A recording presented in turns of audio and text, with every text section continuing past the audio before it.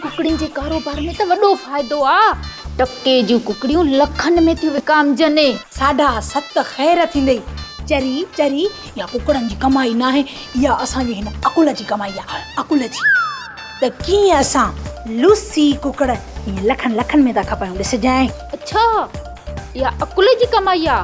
मूं सम्झो माण्हुनि तव्हांखे कुकड़नि जा पैसा ॾिना आहिनि। चरी कुकड़नि जा पैसा एतिरा केरु ॾींदो? अड़ी मुंहिंजी भेण, तूं वण न ॻणे, अंब खा। असां पहलवान जॾहिं कामयाब थींदा आहियूं त भंगड़ा ऐं नाच नचंदा आहियूं।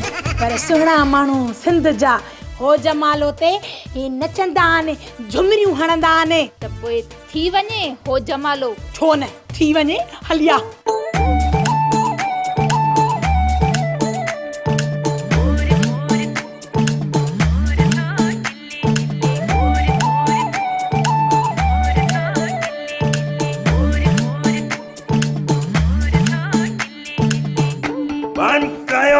बंद कयो हो जमालो।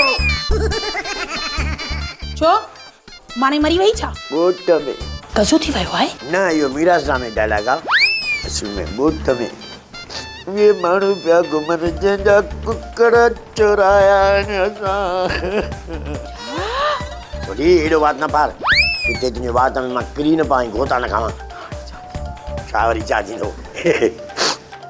लूसीअ सां आहियूं, मोटड़ा खाई दादी बेचा थींदो। अब्बा रे अब्बा, दुख में त हिन जो मूंखे साथ ॾिंदे।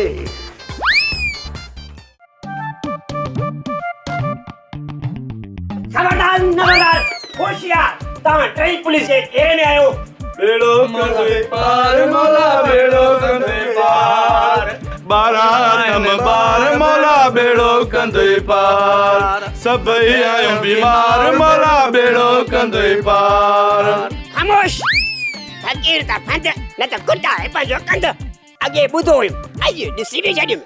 अड़े वांगण ॿुधिया, कल्ह तूं अंधो हुएं, अॼु तूं मंडो आहीं। इन जो मतिलबु त तूं हिकु नंबर जो ठॻ आहीं। न साहब, मूंखे कसम आहे तुंहिंजी अज़मत जो। खबरदार, मूंखे पंहिंजी ज़ाल जो कसम न ॾे। अज़मत ज़ाल जो नालो अथई छा? मूंखे माफ़ कर साहब, मूंखे कसम आहे भला तुंहिंजी इज़त जो। अड़े बस कर ना मुराद, इज़त मुंहिंजी ज़ाल न आहे, उहा त मुंहिंजे भाउ जी ज़ाल आहे। इहो भला कसम अथई पंहिंजे शान ऐं शौक़त जो साहब। इहो सच आहे त कल्ह मां अंधो हुयुसि। सोप सीरियल मश्करनि जो ॻोठ सीज़न 2 जा तमाम एपिसोड्स ॾिसो हाणे HD क्वालिटीअ में। विज़िट करियो असांजो YouTube channel Sindh TV HD drama.